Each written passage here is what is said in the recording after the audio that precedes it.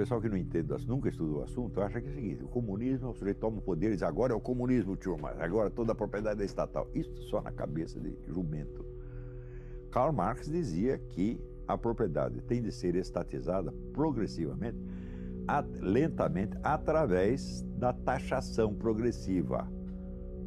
Aumentar imposto, aumentar imposto, aumentar imposto, e isso vai estrangulando os caras e transformando os empresários cada vez mais em escravos do governo, que é um processo que o nazismo fez igual, colocar o empresariado de joelhos. Só que o nazismo queria parar aí. Vamos dizer, o nazismo se contentava com o socialismo. E os comunistas não, tem que prosseguir até acabar o último. Nós temos que tomar tudo, depenar os caras até o fim. Daí fica tudo nosso. Ou seja, o socialismo ainda admite uma divisão, um acordo entre poder político e poder econômico. No comunismo, o poder econômico é totalmente absorvido no poder político. Esta é a diferença. Então, quer dizer, o nazismo era socialista, mas não era comunista. Ou seja, ele não pretendia chegar a uma estatização completa. O comunismo diz que pretende chegar, mas não pretende chegar. A estatização completa é uma cenoura de burro. Ela é impossível. O von Mises já demonstrou isso aí em 1920, no livro Socialismo, Análise Econômico-Sociológica. O raciocínio dele é muito simples. Se não existe mercado, as coisas não têm preço. Se não tem preço, não tem cálculo de preço. Se não tem cálculo de preço, não tem planejamento econômico, portanto não tem socialismo nenhum.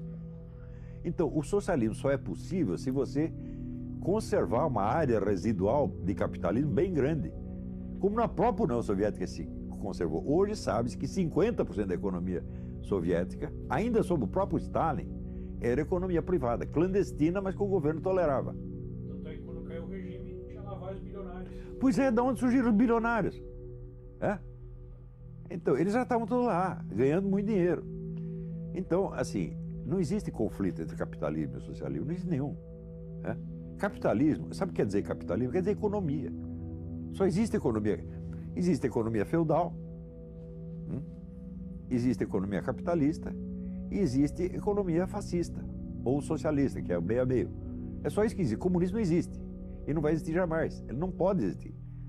Não só porque é materialmente impossível, mas porque se a Revolução Comunista alcança os seus objetivos, alcança o seu poder total e diz, agora estamos na plenitude do comunismo, então eles não têm mais esse futuro em nome do qual eles podem exercer a sua autoridade no presente. Eles não representam mais o futuro, eles representam apenas o governo presente, então eles viraram telhado de vidro. Então o que é? O comunismo é para ser empurrado com a barriga ad eternum. Tá certo? Tudo isso é um engodo monstruoso, né? E é uma coisa que você não precisava esperar a experiência de um século para saber que é assim.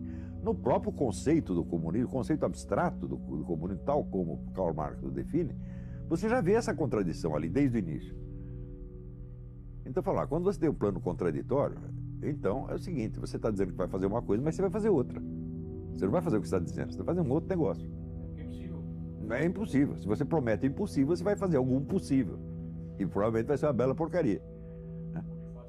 Agora, você vê o seguinte, mentalidade revolucionária não é idêntica com o comunismo. Ela é muito anterior ao comunismo, e ela transcende o movimento comunista de uma maneira extraordinária. Isso é um ponto assim que você não perguntou, mas eu vou responder. Que é o seguinte, o que é a revolução? Uma revolução é uma proposta de uma reestruturação total da sociedade por meio da concentração de poder. Se falta um desses dois elementos, a reestruturação total da sociedade ou a concentração de poder, não é uma revolução, é um outro processo qualquer. Ora, a tentação revolucionária, quer dizer, a tentação de remodelar a sociedade por meio da concentração do poder, não é exclusiva dos comunistas. Existe um forte elemento disso dentro do próprio capitalismo. Quer dizer, cada mega capitalista é um revolucionário nesse sentido. E usando meios que normalmente não são considerados políticos, por exemplo, a tecnologia. Você vê, esta semana está uma discussão, até o Stephen Hawking falou alguma coisa a respeito, que essas grandes empresas de informática estão querendo criar robôs que sejam mais capazes do que os seres humanos e mais fortes fisicamente do que os seres humanos. Então daí surge o negócio mitológico, os robôs dominam os seres humanos. Isto é um topos, é um lugar comum que apareceu até na revista Mickey, né? Mickey, Pato Donald falar disso. Mas é claro que quem vai dominar os seres humanos não são os robôs, são as empresas que os fizeram. São outros seres humanos, tá certo? Dominando através dos robôs. Vai ser tudo culpa dos robôs, evidentemente, né? Então, o que é isso? É uma concentração de poder, tá certo? Para remodelar a sociedade totalmente. Agora, o pessoal pensa que o movimento comunista se define por uma ideologia, né? Eu digo que vocês estão loucos. Nasceram ontem, não estudaram nada, absolutamente nada. O movimento comunista já trocou de ideologia 1 bilhão de vezes, né? Se você ver, Karl Marx começa dizendo que o movimento socialista é a expressão do interesse objetivo do proletariado. Passados 100 e poucos anos, o teórico novo do movimento comunista, Ernesto Laclau, diz o seguinte: a propaganda do partido cria a classe social que ele em seguida vai representar. Eu digo, é teoria inversa, mas ela continua com o mesmo nome, continua sendo marxismo. Isto é próprio do pensamento dialético, converter-se no seu contrário quantas vezes for necessário. Então, quando você estuda a história, você vê que o comunismo não é uma ideologia de maneira alguma. O comunismo é uma cultura, né? E os laços que prendem o sujeito a uma cultura não são laços intelectuais de uma doutrina a que ele adere, né? São laços de familiaridade, de lealdade pessoal, laços simbólicos, afeições, gestos rituais, emocionais, etc, etc. É por isso que você não pode convencer um comunista. É a mesma coisa, eu vou pegar um índio do Xingu e convencer ele a ser, sei lá, um aborígene australiano. Você não vai conseguir, né? Eu vou pegar o japonês e convencer ele que ele é um italiano. Não dá para fazer isso, né? Quer dizer, você mudar de cultura é tão difícil quanto você mudar de planeta, tá entendendo? Então é uma metanoia, um processo muito profundo. Eu vivi isso, pô.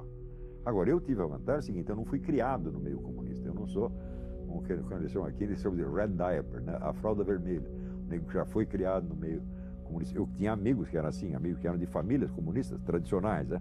Mas eu não era, né? Eu vinha de uma família católica e entrei no meio comunista já um pouco tarde. Então, a adesão não foi tão profunda assim. Mas mesmo assim, eu vejo que o comprometimento da minha alma e da minha psique nisso foi sério. Eu levei 20 anos para me livrar disso.